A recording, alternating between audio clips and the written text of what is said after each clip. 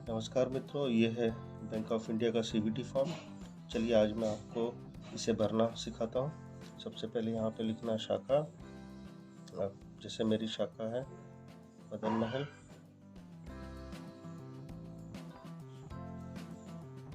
आप ऋणी है या जमानतदार है। मान लीजिए मुझे बैंक से लोन लेना, तो मैं ऋणी हूँ। आपकी शाखा है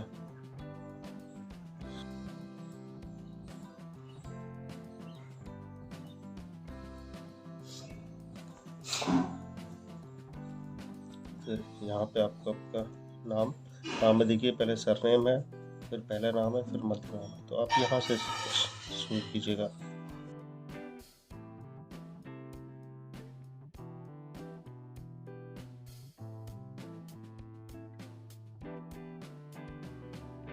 आप भारत में निवास करते हैं तो निवासी आएगा। उसके बाद आपके पिता या पति का नाम, मेरे पिता का नाम,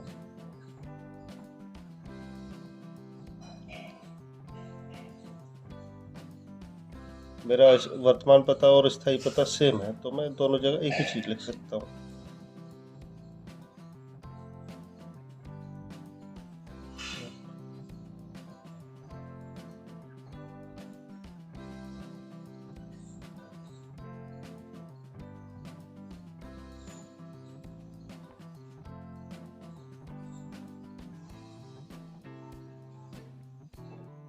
यदि स्थायी पता भी आपका सेम है तो आप यहाँ पे लिख सकते हैं सेम। उसके बाद यहाँ पे आपको दूरभाष नंबर या और मोबाइल नंबर देना है। तो जैसे मेरा मोबाइल नंबर मैं लिखता हूँ।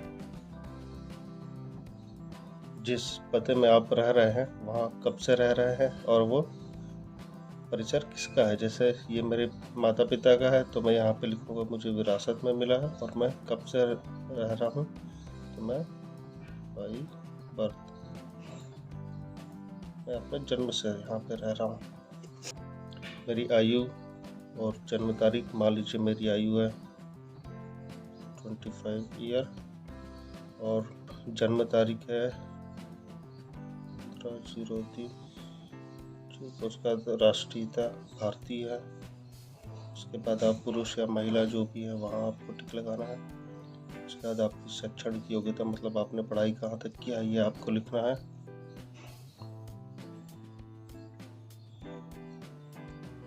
व्यवसाय, यदि आप मान लीजिए खेती करते हो तो यहाँ पे लिख दीजिए कृषि। आप यदि नौकरी करते हैं तो अपनी नौकरी की डिटेल यहाँ पे दे दीजिए। मान लीजिए मैं रेलवे में हूँ तो यहाँ पे लिख देता हूँ सेवा। नियोक्ता का नाम इंडियन रेलवे। कब से सेवारत है,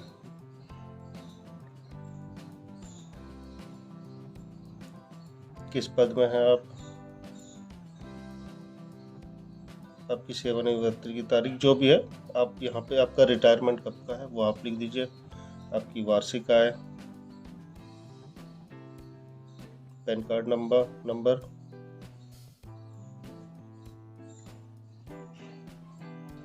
उसके बाद पहचान के लिए मान लीजिए आपका ड्राइविंग लाइसेंस है तो उसकी संख्या जो आप बैंक में प्रस्तुत कर रहे हैं।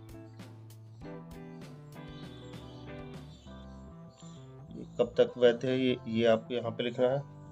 उसके बाद दोस्तों यहाँ पे आधार कार्ड का कॉलम नहीं बना हुआ है। आप यहाँ पे राशन कार्ड को काट कर ऊपर आधार कार्ड लिख सकते हैं। आधार कार्ड का नंबर आप यहाँ पे लिख दीजिएगा।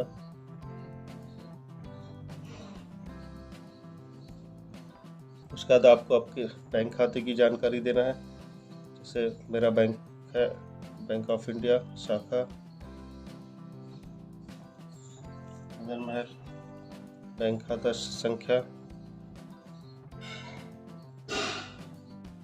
वर्तमान शेष, पिछले 6 माह में औसतन शेष। अब आपको यदि याद है आप लिख सकते हैं तो आप लिख दें, अन्यथा इसे छोड़ दें।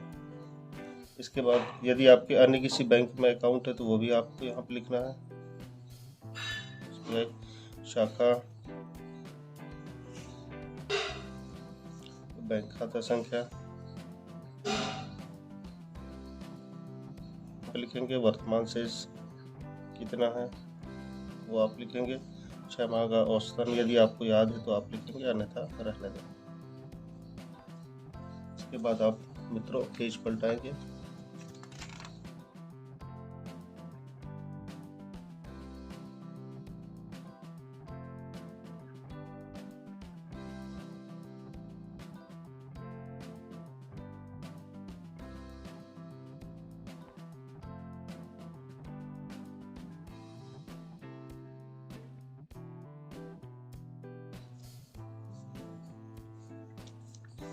इसके बाद यहाँ पे आपको भरना आपकी अचल संपत्ति। यदि आपके पास कृषि भूमि है तो उसकी जानकारी लिखना है।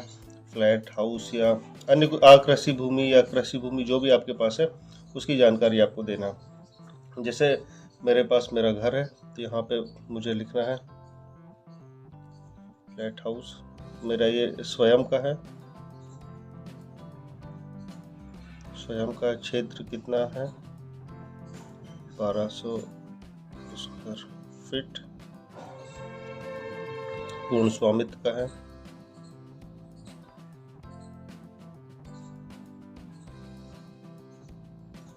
स्थानीय पता, ये इससे प्रॉपर्टी की डिटेल आपको यहाँ पे लिखना है। इसका एड्रेस कहाँ पे है, ABC वार्ड।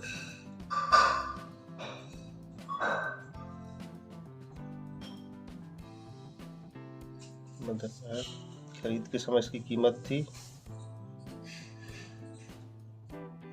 वर्तमान मूल्य इसका हो चुका है लगभग 1 करोड़ रुपए।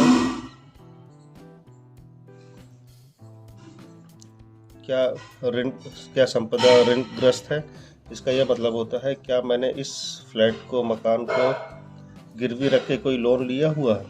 तो यदि लिया है तो आपको यहाँ पे उसका डिटेल देना है, अन्यथा यहाँ पे लिखना है नील। उसके बाद चल संपत्ति। चल संपत्ति में आपको यहाँ पे देना है कि सबसे पहले बीमा पॉलिसियाँ आपकी, यदि किसी कंपनी में इंश्योरेंस चल रहा है तो वहाँ पे आपको देना है। जैसे मेरा LIC से इंश्योरेंस चल रहा है, एक LIC पॉलिसी संख्या देना है। ठीक है, जारी करने की तारीख, कब से ये मैंने लिया है, बीमित राशि, कितने का बीमा है,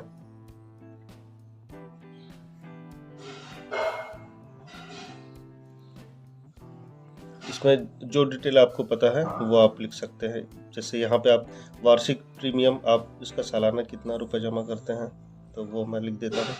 तो मैं इसका 15,000 ये मैं लिख देता हूँ। अवधि जिसके लिए प्रीमियम चुकता किया जा चुका है, मान लीजिए मैंने इसका 3 साल प्रीमियम पे कर चुका है तो मैं यहाँ पे लिख देता हूँ 3 ईयर।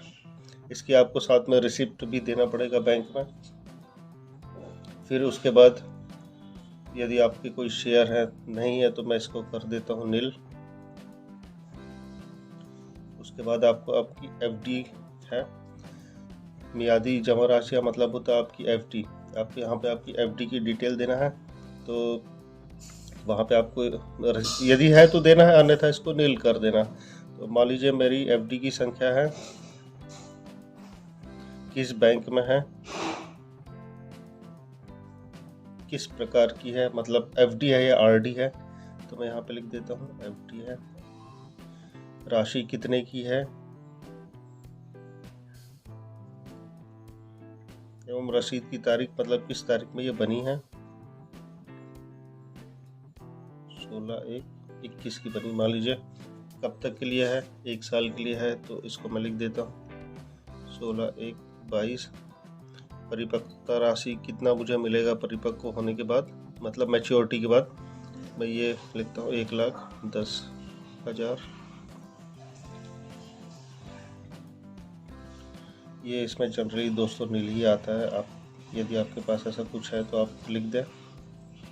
उसके बाद वाहन का प्रकार, जैसे मेरे पास 2 व्हीलर है तो मैं यहाँ पर लिख सकता हूँ बाइक। पंजीकरण संख्या, जो भी आपका गाड़ी का जो नंबर है वो आपको यहाँ पे लिखना है, HP 20 CA 1234। आपको जो भी यहाँ पूछा गया वो आप लिख सकते हैं। मॉडल कौन सा है, मान लो ये लिखना है। निर्मित वर्ष क्या है, खरीद के समय कीमत कितनी थी गाड़ी की,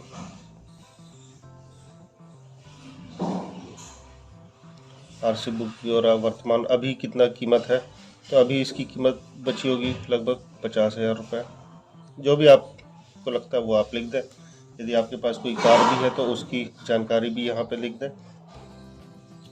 उसके बाद आभूषण, आपके पास सोना चांदी की जो जानकारी वो यहाँ पे लिखना है।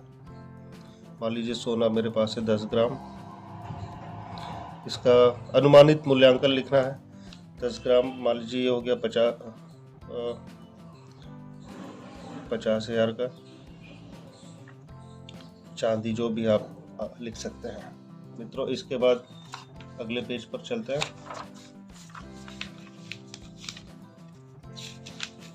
यदि आपने कारोबार में यहाँ पे कोई पैसा लगाया हुआ है तो यहाँ पे लिखेंगे। अन्य कोई निवेश किया हुआ तो यहाँ पे लिखेंगे, अन्यथा इसे नील कर देंगे। यहाँ पे होता है उधारकर्ता के रूप में। इसका मतलब है कि क्या आपने कहीं और से लोन लिया हुआ है। यदि आपने कहीं और से लोन लिया हुआ है या आप बैंक ऑफ इंडिया से ही लोन लिया हुआ, उसकी जानकारी यहाँ पे देंगे। तो आपने किससे उधार लिया है तो लिखना है बैंक ऑफ इंडिया,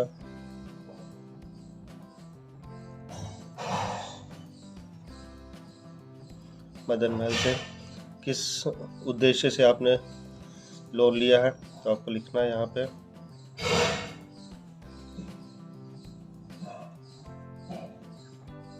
ऋण राशि, कितना आपने लोन लिया है। प्रतिभूति मतलब होता है सिक्योरिटी, कि आपने कोई सिक्योरिटी दिया हुआ है। तो जो भी सिक्योरिटी आपने दिया हो उसकी डिटेल यहाँ पे दे दें। ये अभी कितना बचा हुआ है लोन में तो आपको यहाँ पे लिखना है ये। इसके बाद गारंटी कर्ता के रूप में, क्या आपने किसी की गारंटी लिया है। यदि आपने किसी की गारंटी लिया है तो मान लीजिए मैंने अपने एक मित्र की गारंटी लिया है जिसका नाम है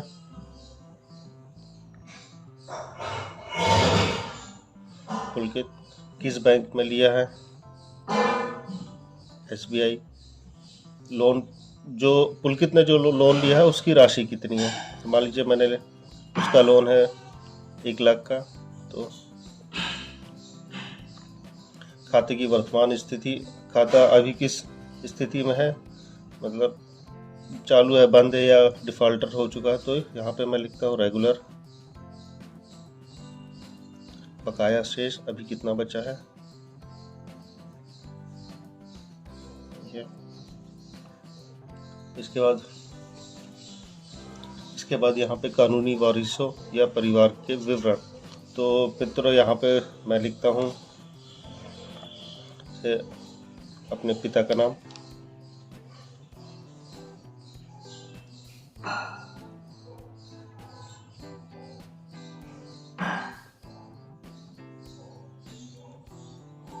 माता का नाम,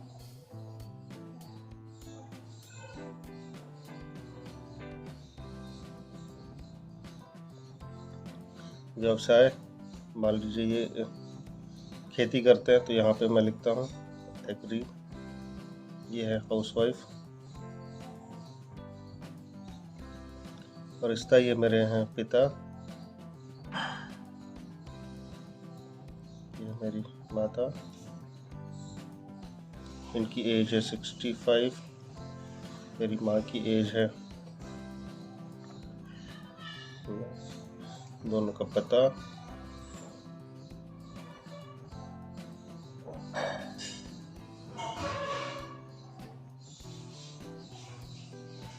आपके परिवार में अन्य कोई है तो आप उनकी जानकारी भी यहाँ पे लिख सकते हैं।